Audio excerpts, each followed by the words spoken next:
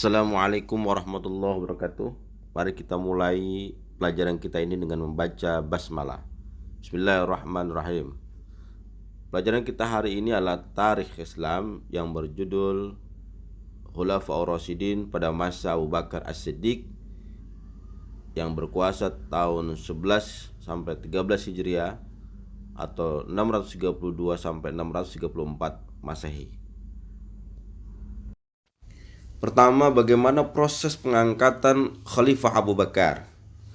Ketika Nabi Muhammad SAW akan wafat, Nabi tidak berwasiat apa-apapun, baik kepada salah seorang karib maupun kepada sahabat-sahabat yang lain, tentang siapa yang akan menjadikan khalifah pengganti beliau. Dan setelah kepergian beliau, berkumpullah atau bermusyawarahlah orang-orang Muhajirin dan kaum Ansar di Madinah guna bermusyawarah siapa yang akan dibaiat jadi khalifah. Nah, pada saat itu terpecahlah 3 kelompok ya. Masing-masing dari Muhajirin dan kaum Ansar menghendaki dari merekalah pengganti Rasulullah SAW. Bahkan hampir saja terjadi fitnah dan pertengkaran di antara mereka, hingga Abu Bakar berdiri dan berpidato menyatakan dengan alasan yang kuat dan tepat bahwa soal khalifah itu adalah hak bagi kaum Quraisy, bahwa kaum Muhajirin telah lebih dahulu masuk Islam. Mereka lebih lama bersama Rasulullah SAW. Dalam Al-Quran selalu didahulukan Muhajirin, kemudian Ansar. Khutbah Abu Bakar ini dikenal dengan khutbah hari Sakifah.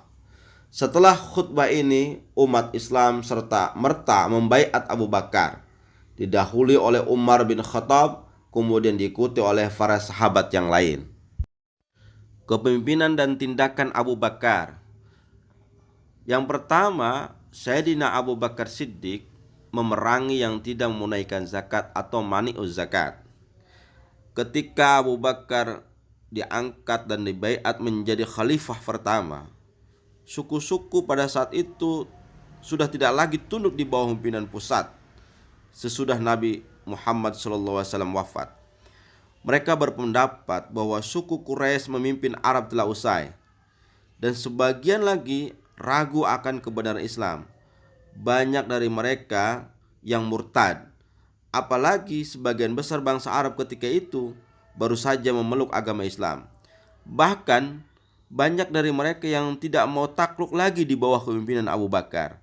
Mereka enggan mengeluarkan zakat yang mereka pandang hanya sebagai upeti yang harus diberikan kepada Nabi saja. Maka Sayyidina Abu Bakar pada saat itu bermusyawarah lah. Ada yang berpendapat muncul adalah membiarkan mereka dan diharapkan dapat membantu Islam dalam menghadapi musuh lain. Umar pada itu setuju. Dan ada lagi yang pendapat yang lain adalah memerangi mereka dan tidak mentolerir. Akhirnya Abu Bakar Siddiq memilih pendapat yang kedua, yaitu memerangi mereka dan tidak mentolerir sedikit pun bagi orang-orang yang tidak menunaikan zakat. Yang menolak zakat yaitu adalah kabilah Abs, kabilah Zubyan, Banu Kinanah, Gatafah, dan Fazanah. Dengan perhatian yang khusus, Abu Bakar dengan cepat mempersiapkan pasukan untuk menaklukkan kaum yang murtad dan enggan membayar zakat. Masing-masing panglimanya diperintahkan menuju daerah yang telah ditentukan. Yang pertama, Al-A'la ibnu Al-Hadrami ke Bahrain. Yang kedua, Ikrimah ibnu Abi Jahal ke Aman. Yang ketiga, Al-Muhajir ibnu Abi Umayyah ke Muzair. Yang keempat, Ziyad ibnu Lubaid Al-Ansari ke beberapa daerah yang terdapat orang murtad. Banyak sahabat-sahabat Nabi yang menasihati Abu Bakar agar beliau tidak memerangi orang yang tidak membayar zakat. Namun dengan keteguhan hatinya Abu Bakar, dia mengatakan, dengan sesungguhnya walaupun mereka enggan membayar seutas tali kecil yang telah pernah dibayarkan kepada Rasulullah dahulu, niscaya akan kuperangi juga mereka, sekalipun aku akan binasa karenanya. Setahun lamanya Sayyidina Abu Bakar Siddiq dapat menundukkan kaum yang murtad itu serta orang-orang yang mengaku menjadi nabi serta orang-orang yang enggan membayar zakat, sehingga kalimat Allah kembali menjulang tinggi. Dalam kemenangan kaum muslimin ini, kehormatan besar harus diberikan kepada Panglima Khalid bin Walid, Saifullah yang perkasa. Dialah yang menghancurkan kekuatan Tulaihah dan Sajah, serta memaksa keduanya memeluk Islam. Dan dia pula yang membunuh Musailamah al-Kadzab dan memporak-porandakan laskarnya. Tindakan yang kedua yang dilakukan oleh Sayyidina Abu Bakar Siddiq adalah melakukan pengumpulan Al-Quran. Anak-anakku, peperangan menumpas kaum murtadin menyebabkan banyaknya penghafal Al-Quran yang wafat. Dan hal ini membuat cemas Umar bin Khattab. Maka Umar pun memberi saran kepada Abu Bakar agar ayat-ayat Al-Quran dikumpulkan. Nasihat ini dituruti oleh Khalifah Abu Bakar. Maka dikumpulkanlah lembar-lembaran Al-Quran itu yang semula ditulis di atas batu, kulit hewan, tulang belulang, dan pelepah korma dalam suatu mushaf. Ada 4 penulis yang terkenal, yaitu penulis Al-Quran. Yang pertama adalah Zaid ibnu Sabit. Yang kedua adalah Abdullah bin Zubair. Yang ketiga adalah Sa'id bin As. Yang keempat adalah Abdurrahman bin Haris bin Hisam. Mereka-mereka itulah para penulis Al-Quran yang terkenal, yang sedikit banyaknya dan bahkan banyak sekali memberikan manfaat dan jasa kepada umat Islam. Mushaf Al-Quran ini semula disimpan di kediaman Abu Bakar, kemudian kepada Umar, dan kemudian Hafsah istri Rasulullah Shallallahu Alaihi Wasallam. Yang ketiga, yang tindakan dilakukan oleh Sayyidina Abu Bakar Siddiq, yaitu adalah melakukan pembebasan negeri zaman Abu Bakar. Khalifah Abu Bakar menghadapkan seluruh pasukannya untuk membebaskan beberapa negeri, untuk memperluas penyiaran agama dan guna memalingkan pikiran umat Islam dari perselisihan sesama mereka. Maka dikirimkanlah tentara untuk memerangi kerajaan Persia dan Romawi.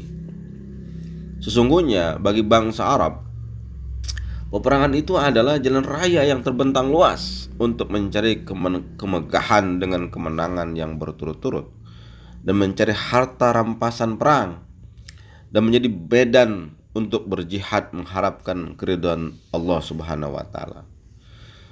Abu Bakar wafat ketika para laskarnya di tengah-tengah membebaskan negeri-negeri yang masih tunduk kepada Persia dan Romawi. Maka laju perjuangan pembebasan ini dilanjutkan pada masa kepemimpinan Umar bin Khattab. Tindakan yang dilakukan oleh Sayyidina Abu Bakar As-Siddiq yaitu melakukan pembebasan Sam dan Palestina. Para pembesar Imperium Romawi pada akhir zaman, kebesarannya berlaku sangat sewenang-wenang atas penduduk negeri jajahannya. Mereka senantiasa melakukan kekerasan dan penindasan atas jajahannya. Maka oleh sebab itu, penduduk negeri yang berada di bawah kekuasaannya berusaha melepaskan diri dari cengkramannya. Di lain sisi, Bizantium telah pecah belah dikarenakan perselisihan agama dan telah rapuh oleh kemewahan. Rakyat tidak lagi terdiri dari satu bangsa, melainkan terdiri dari berbagai bangsa yang selalu menderita karena pajak yang terlalu berat. Paham tuh anak-anakku? Peristiwa-peristiwa itu memberikan peluang besar bagi bangsa Arab untuk menaklukkan Syria atau Syam dan Palestina, serta negeri-negeri yang tunduk di bawah kekuasaan Bizantium. Apalagi umat Islam ketika itu dikenal dengan keberaniannya dikarenakan keteguhan imannya. Mereka pantang gemetar menentang maut untuk menegakkan agama dan kebenaran. Ketika Nabi hendak wafat, beliau memerintahkan tentara Islam di bawah kepemimpinan Usamah bin Zaid memerangi suku-suku yang berdiam dekat perbatasan Palestina. Perjalanan tertahan lantaran Nabi wafat dan kemudian dilanjutkan oleh Abu Bakar. Penyerahan Usamah itu berlaku 40 hari lamanya. dengan mendapatkan harta rampasan yang banyak dan dibawa pulang ke Madinah. Peristiwa ini sangat menyakitkan hati orang Romawi. Maka untuk membalas sakit hatinya, Kaisar Heraklius mengumpulkan angkatan perangnya ke perbatasan Palestina dan Syria untuk menghadapi tentara Islam. Khalifah Abu Bakar menyerukan jihad ke seluruh bangsa Arab, sehingga terkumpullah suatu barisan besar di Madinah. Barisan ini dibagi Abu Bakar kepada 4 pasukan dengan 4 panglima. Keempat pasukan dengan 4 panglima, yaitu pertama Abu Ubaidah bin Zarah dikirim menuju Homs atau Homus. Yang kedua adalah Amr bin As dengan tujuan adalah Palestina. Yang ketiga adalah Yazid bin Abi Sufyan dikirim yaitu ke negeri Damaskus. Yang keempat adalah Surahbil bin Hasanah dikirim, tujuannya adalah ke Yordan atau Ardan.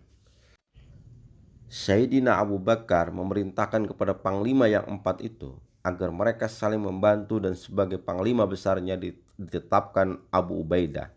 Sedangkan Amru boleh menyendiri membebaskan Palestina, tapi dia harus membantu pasukan yang lain bila diperlukan. Ketika laskar Islam tengah berperang membebaskan negeri-negeri di Syam dan Palestina itu, yaitu negeri-negeri yang di bawah kekuasaan Romawi Timur, Abu Bakar mengerahkan pula pasukan tentara lagi di bawah pimpinan Khalid bin Walid dibantu oleh Mutsanna bin Harisah untuk membebaskan negeri Irak. Sewaktu laskar Khalid berturut-turut mendapatkan kemenangan di Irak itu, datanglah berita dari Syam kepada Khalifah bahwa Abu Ubaidah tidak kuasa mematahkan pertahanan angkatan perang Romawi. Maka Abu Bakar memerintahkan Khalid bin Walid memberikan bantuannya dengan secepat-cepatnya. Dan Khalid pun berangkat dari Irak menuju Syam membawa 1.500 pasukan laskar, melalui padang pasir Badi'atus Samawah dengan kecepatan yang luar biasa. Kedatangan Khalid ke Syam ini itu sudah cukup sangat menimbulkan semangat baru bagi laskar Islam. Kemudian mereka bisa menduduki kota Bosra dengan pertolongan gubernurnya, Romanus namanya. Dia menyerahkan kota itu kepada orang Islam setelah ia menunjukkan jalan memasuki dari lubang-lubang di bawah benteng-bentengnya. Fahimtum anak-anak? Itulah tarikh Islam pada masa Khulafaur Rasyidin, pada masa Sayyidina Abu Bakar Siddiq. Mudah-mudahan bermanfaat perjalanan dan kiprahnya Sayyidina Abu Bakar Siddiq. Mudah-mudahan kita mendapatkan hikmah dari semua ini. Dan apabila ada pertanyaan, nanti saya buka. Wabillahi taufiq wal hidayah. Wassalamualaikum warahmatullahi wabarakatuh.